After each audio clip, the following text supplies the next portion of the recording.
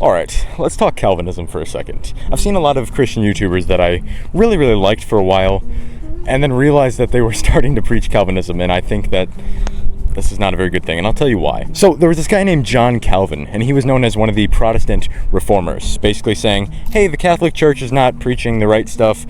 Let me tell you guys what the right stuff actually is according to the Bible. But he made a very huge problem with his theology, which turned into Calvinism.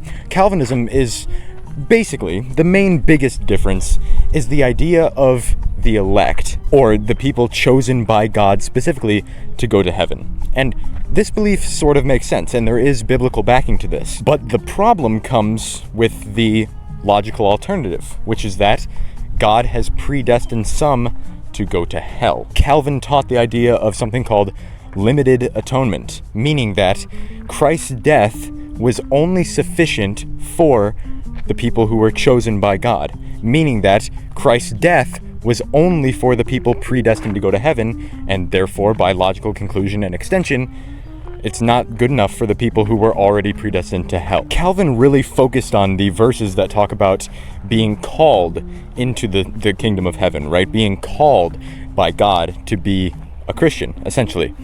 But he heavily ignored all of the other verses that talk about God desiring all to go to heaven. For example, and Calvinists hate this, John 3:16. It's pretty clear, cut and dry, right? God so loved the world that he gave his one and only son, that whoever believes in him should not perish, but have eternal life. Key word being whoever, right? Whoever. It doesn't matter who you are, where you're from, what you have done in your life, it doesn't matter.